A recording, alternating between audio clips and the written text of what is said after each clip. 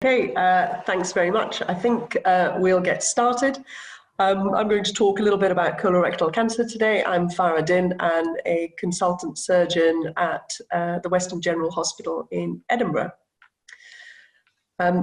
Just very quickly thinking about the role of surgery and surgeons in colorectal cancer management. And this really tries to show us that surgery remains central to colorectal cancer management at really sort of every stage, from thinking about screening, diagnosis, staging of disease, thinking about prophylactic surgery, reconstruction, and is really the mainstay of primary treatment of disease. And surgery also plays a role in palliation of colorectal cancer. And so we'll try and touch upon all of these over the next 20 minutes. So firstly, thinking about the epidemiology of colorectal cancer disease, in the UK, we know that there are around 42,000 cases of colorectal cancer annually, and it is the third most common cancer in the UK. The lifetime risk is around 1 in 15 for men and around 1 in 18 for females. So being a male is a risk factor. And if we think about prevalence and the projections, and this shows projections from the WHO from 2018 to 2040, we can see that there is an increase in colorectal cancer worldwide that is projected. And this is largely due to changes in the population. These are data from the Scottish Registry data, and we can see in terms of the population, we can see that as we go from 2016, which is where the solid line is, to the other solid line, in 2035, we can see that actually there is a shift in terms of a greater population. And this really just emphasizes that, again, age is a risk factor for colorectal cancer. And we can see from our own local data in Edinburgh that we operate on roughly around, we see roughly around 550 cancers a year annually. And these are the 2020 numbers, which we can see are somewhat depleted due to the recent pandemic. Now, if we look at colorectal cancer mortality, we can see that it forms around 10% of all deaths. And we can see that the trend over time has been that there has been a decrease in mortality. And this has largely been due to improvements in perioperative care and post-operative care and better patient selection. If we look at the mortality projections, again, around the UK, what we can see is that going up to 2035, and these are data from CRUK, we can see that there will be a decrease in mortality from colorectal cancer. So that's all good news. But if we look around worldwide, what we can see is that where in countries such as the UK or Australia, or New Zealand, there has been a relative stabilization or decrease in the incidence of colorectal cancer. We can see that in those countries where there has been an increase in economic growth and an increase in westernization, we can see that there is indeed an increase in the rate of colorectal cancer. And that gets us thinking about the etiology of the disease, or the cause of the disease. And these are largely two: genetic and environmental factors. If we think about the heritability of colorectal cancer, so this is the proportion of phenotypic variants that is attributable to genetics or genetic variants, we can see that from these twin studies by Liechtenstein, we can see that up to 35% of colorectal cancer is thought to have a heritable or a genetic component. Here, what you can see in red is that, in fact, all we know about colorectal cancer in terms of the defined genetic variants, in fact, makes up under 3%. So there is a large heritable component that we are yet to still discover and make advances in terms of research. And if we then think about some, and I'm not going to talk about the genetics of colorectal cancer today, but just briefly to mention some of these syndromes that make up that 3%. We can see here that we've got autosomal dominant syndromes and autosomal recessive syndromes. And again, the main thing just to focus on is that the contribution to colorectal cancer is indeed quite small in these syndromes individually. The main two being Lynch syndrome and FAP, which I'll talk about just in the context of cancer development.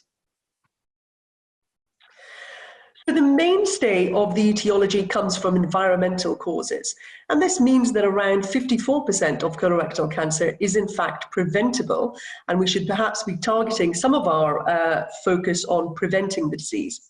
So things that we know is that it's caused by a lack of fiber in the diet, caused by eating diets that are high in red meat, and an increasing association which is found with obesity and physical inactivity. Why is it important that we actually think about trying to understand the population risk of colorectal cancer? And so if we think about the population as a whole here, we know that the general population is at average risk with those numbers that I showed you earlier, with a 7% and a 6% lifetime risk. And then we can also think about these familial settings where in fact there may be some genetic variants or genetic defects that result in people and patients being at high risk of colorectal cancer. And this is relevant for surgeons because it's important that we think about stratifying the risk so that we can screen in particular these patients appropriately. We can think about tailoring surgery, and we can also think about post-operative surveillance schedules. If we go on to think about colorectal polyps, and again, mainly thinking about sporadic polyps, we can think about classifying colorectal or large bowel polyps in the following classification. So neoplastic, harmatomatous, inflammatory, serrated polyps, and then other or miscellaneous polyps. And the bulk of polyps are adenomas, sporadic adenomas, which may be solitary, or they may be multiple polyps, which don't necessarily mean that there is a defined genetic syndrome, such as FAP or MAP. Some people can have certainly more than one polyp in the absence of these defined genetic syndromes. We know that harmatomatous polyps may be juvenile polyps, Peutz-Jeghers polyps, and again, these genetic syndromes are associated with multiple polyposis. If we think about how polyps develop into cancers, now this is something where we do know a fair bit about the genetic variants that result in that. And if we focus on the left-hand side of the screen, we can see that if we're looking at normal epithelium, and we're just going to mainly focus on the adenoma to cancer pathway here, what we can see is that initially there are changes in the Wnt signaling pathway, followed by changes in MAPK signaling. These are all individual genes here that may carry variants, followed by mutations in SMAD4 signaling, PI3K signaling, TGF-beta, and then mutations in the P53 tumor suppressor gene are in fact a late event in colorectal cancer development. But recognizing this adenoma carcinoma sequence certainly gives us multiple opportunities to try and understand the disease and to try and think about stratifying risk and to think about preventive strategies. So when we see a colorectal adenoma or a polyp using a colonoscope, we can think about, there are certain features that I'm not going to talk about today that make it more likely that a polyp is malignant, but certainly one of them is the size of the polyp. And we know that the majority of polyps are in fact less than 5 millimeters in size. we do know is that their malignant potential increases as they increase in size. So polyps that are over 2 centimeters in size, usually around 50% of them may be malignant. So what can we do about polyps is that we can remove polyps. Now, not all polyps will progress to becoming colorectal cancers. We know that around 30% of the population may have polyps, but then only 10 of these may progress to becoming a cancer. So we can undertake bowel screening and remove polyps if we see them. And in Scotland, this occurs every 2 years from the age of 50. It's using the quantitative fecal immunochemical test, or QFIT test. And it's quite important to stress here that this is simply a test for blood in the stool. It's not a specific or a sensitive enough test for bowel cancer itself, so it cannot be used as a rule out, but it is the main screening tool used across the country and in several other countries. One thing just to say about bowel screening is that clearly where the threshold is set determines the yield in terms of neoplasia. So if we look at these graphs here we can see that hemoglobin per gram of feces is here, that as there's not much blood, it's likely to be normal, but actually as the amount of hemoglobin increases, it's more likely to be colorectal cancer. And so you can set your threshold at different levels, and this will give you some idea of how much colorectal cancer one may detect, how many advanced adenomas one may detect, and indeed prevent future cancers. In Scotland, the bowel screening cutoff is at 80. Since the introduction of QFIT, the uptake has increased, which is a good thing, and it's also increased in the more deprived areas. But it does have a greater positivity rate than the old test, which certainly means an increased burden on colonoscopy services. If we think about pathways to diagnosis of colorectal cancer, they can either be elective or emergency pathways. We may get referred patients from primary care who we then decide may have a colonoscopy, a CT colonogram, or be seen in outpatients, then have a cancer diagnosis, or they might come in through the bowel screening channel, or they might be in a high-risk syndrome screening, or indeed they might present as an emergency. And we know due to the pandemic that certainly a lot of our routes to colorectal cancer diagnosis have been curtailed. And why is it important? And when we look at the mode of presentation, just to draw your attention here, if we look at screening, the relative survival rates are greater in the group that are screen detected, for instance, compared to those that present with later stage disease as emergencies. So clinical presentation, and this is something that you'll all be familiar with, a change in bowel habit, PR bleeding, well, hopefully not yourselves, but abdominal pain, and then loss of appetite or unexplained weight loss. And then patients may present as an emergency with obstruction, perforation, bleeding, or localized pain. How do we investigate these patients? The starting point is always a good history and clinical examination, including a PR, a rigid sigmoidoscopy and biopsy of a rectal lesion if it's present, and then a CT, and then a colonoscopy or a CT colon. And it's quite important that all patients, even if they simply have a rectal cancer, undergo a full colonic investigation, because around 3% may have a synchronous lesion, which means a lesion, another cancer found at the same time. And if we look here, this is something that we don't really do anymore in terms of using barium enemas, but you can see a classical apple core lesion outlined by the barium here. When we think about staging of disease, there are several different types of staging: clinical staging, pathological staging, which combines clinical staging with the pathology, and then restaging when we're thinking about the extent of disease recurrence.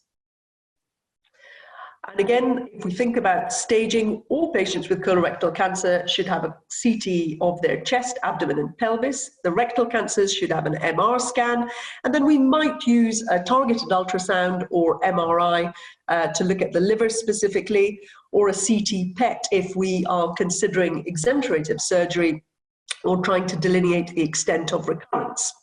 And here we can see that there's a rectal cancer sitting there, which again you can see here.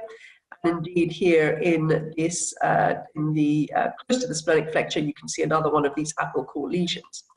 Again, staging, I can't stress enough the importance of a digital rectal examination for rectal cancers. Overall, this is really important because we're thinking about trying to manage patients as individuals, thinking about their future surveillance schedules, and staging all forms part of that, and indeed entry into clinical trials. The commonest staging is the tumor node metastasis staging that we use for staging colorectal cancer. And you can see that this is based on the T relates to the tumor itself. You can have T1 to T4, T1 going into the submucosa, T2 into the muscularis propria, but not through the muscularis propria. T3 goes beyond the muscularis propria, and T4 thereafter. The node staging is relatively straightforward, with N0 being no lymph node metastases, and then a series of divisions which relate to the number of lymph nodes. This can be put together, the TNM staging, to form AJCC staging, where we can look at these stages and compare them. And again, if we look at this data from CRUK, we can see stage 1 disease to stage 4 disease along the x-axis. We can see that there is a decrease in 5-year survival with increasing stage of disease. Now, there are several pathological prognostic features which are markers of an adverse outcome, things such as a signet ring cancer or an undifferentiated cancer, markers such as lymphatic invasion, vascular invasion, perineural invasion, or tumor budding. And again, these all form part of the pathological features that help staging. So we discuss all patients at an MDT, thinking about patients individually. And this comprises numerous members of the team, and we're thinking about whether there's a curative option for a patient, whether the patient is fit for surgery, whether they require some neoadjuvant treatment beforehand, and whether there's anything that may predict the response of these patients. The main principles of cancer surgery for primary disease are to remove the cancer itself with a negative resection margin or an R0 resection margin, to remove the lymph nodes, to minimize morbidity and mortality, and where one can, to restore anatomy or bowel continuity and reconstruct the bowel.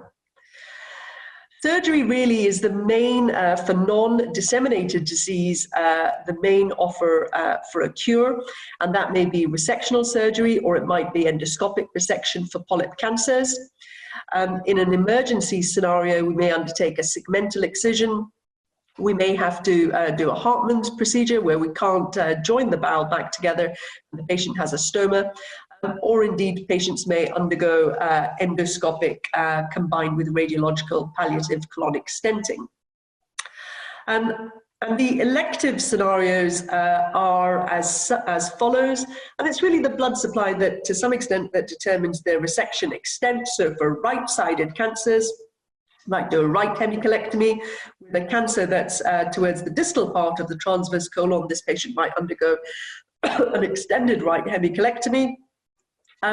Or for left-sided tumors, patients will undergo, it's probably a little bit more than this line, dotted line here, undergo an anterior resection, or indeed for a tumor that's involving the sphincters, an abdominoperineal resection. If we think briefly about recurrence, we go through the same pattern again. We think about restaging, whether there is a curative option, how likely are we to get a negative resection margin, is the patient fit for surgery, and is there any role of neoadjuvant treatment? And the principles are the same. We want to remove the recurrence with a negative margin and minimize morbidity and mortality. And this data here really shows that the resection margin is one of the key determinants of overall survival. So this R0 is a clear resection margin, and we can see that as there is an R1 or an R2 resection, we can see that survival declines. And patients where we're considering pelvic exenteration for recurrent rectal cancers, clearly patient selection is important because what we can see is that a third will have major complications, and we don't want to put patients through that unless they have a high chance of an improvement in their survival. I'll very briefly talk about adjuvant chemotherapy, just really to say that capecitabine is the mainstay of colorectal cancer primary adjuvant treatment. Capecitabine is converted to fluorouracil by the body, and you can see that it forms the mainstay of these different chemotherapy regimens. There are various second-line targeted agents which again target different receptors within cells and are not necessarily used as first-line agents. And there's an increasing focus on PD-1 inhibitors. Rectal cancer is, we don't consider colonic cancer for neoadjuvant radiotherapy, but rectal cancer may be considered either short course or long course, and I'm not going to go into the details here. The rationale for radiotherapy is really to try and decrease the local recurrence rate. And whilst this is decreased following neoadjuvant radiotherapy, there is no overall improvement in overall survival, but it can be utilized to downstage disease for advanced rectal cancers. And then thinking about palliation briefly, sometimes we do need to undertake surgery for patients where there is no chance of a cure, but we might need to try and control their symptoms, relieve obstruction, stop bleeding, again with the same aspects of trying to maximize their symptom control. I'm not going to talk about the genetic predisposition syndromes, other than really to say that we know that the lifetime risk for DNA mismatch repair mutation carriers is high in males, less so in females, but they also potentially have other cancers. And so these patients need to be in surveillance schedules that are regularly examining for colorectal cancer development. And again, FAP, which is due to a germline mutation in APC, and there are several different mutations, and the location of the mutation impacts upon the type of phenotype patients have, but these are some of the diagnostic, or rather the mnemonic features with retinal pigmentation, duodenal polyps, osteomas, desmoid tumors. You can see multiple polyps carpeted here. And just say here really, and this is where one has to consider prophylaxis when we're thinking about risk reducing surgery in these patients, whether they have developed a cancer or not. And in FAP, we would primarily consider a complete proctocolectomy and an ileoanal pouch. In some patients, we might consider a colectomy and an ileorectal anastomosis. And this has certain caveats attached to it, providing they have a low rectal polyp burden, depending upon the mutation site. Again, whether the patient is going to be compliant with coming for surveillance plays a role. In Lynch syndrome, they need to be in regular surveillance. We don't undertake prophylactic surgery, but if a patient does develop cancer, then we may consider an extended resection, a colectomy and an ileorectal. And in females, we may consider an abdominal hysterectomy and oophorectomy, again, for the females. Obviously, another risk factor is patients with long-standing ulcerative colitis or Crohn's colitis. And in patients with UC, we would consider a colectomy and ileoanal pouch, or indeed a colectomy and end ileostomy. I think what we may well do here is potentially stop, I think, Mark. I had a few more slides, but I know we're supposed to stop by about 4:30, is that right? Yeah, no, that's right. That's been brilliant. That's been a very good overview. I had a couple of questions, but actually the audience have got a couple of questions which I hope you don't mind them asking. The first is, what's the significance of microsatellite instability in the management of colorectal cancer? I wonder if you'd be happy to just overview that for them. Yeah, absolutely. Sorry, as I sort of said, is that, you know, we clearly wouldn't, I wasn't going to cover the sort of genetic aspect, but microsatellite instability occurs in those patients with mismatch repair mutations, but we can also see it, we can see microsatellite unstable cancers in patients without obvious mutations, and this certainly does have a role in terms of their adjuvant chemotherapy regimens. And certainly what we would do, and nationally what patients do, what the departments do, is mismatch repair testing in the form of, usually in the form of immunotesting, to try and establish whether these patients are microsatellite stable or unstable, with a view to then seeing whether they would be candidates for chemotherapy or not, depending upon the stage of disease. Okay, that's brilliant. And then I suppose one other question, which a couple of people have raised with regards to FIT testing, and how's COVID affected FIT testing? How are we dealing with the delays? Are we getting back to normal? And I suppose going on from that, what's your feeling about increasing the FIT testing for younger people, given that that's where there's an increasing prevalence in cancer? Okay, so there's about 5 questions, Mark, thanks.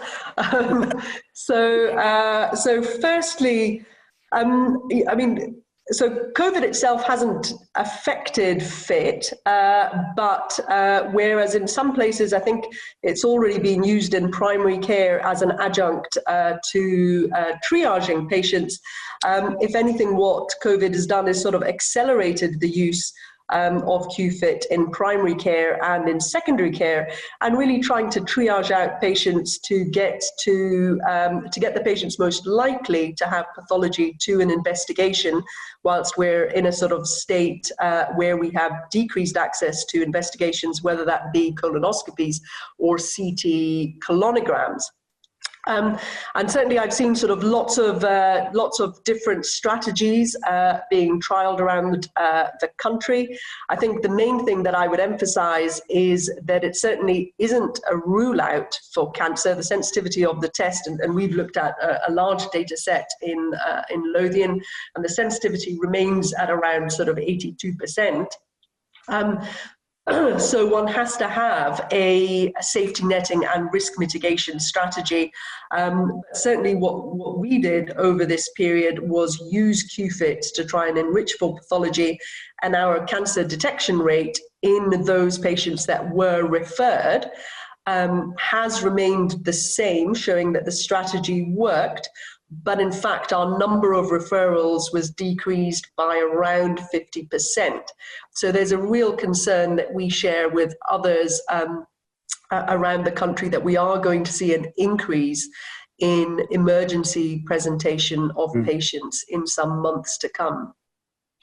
Yeah, no, and that seems to be our experience here in Oxford as well, is that we're now using QFIT to help us fight the backlog of colonoscopies we need to get done. But as you've rightly said, there is that worry that we're missing a whole group that are testing negative but still have cancers.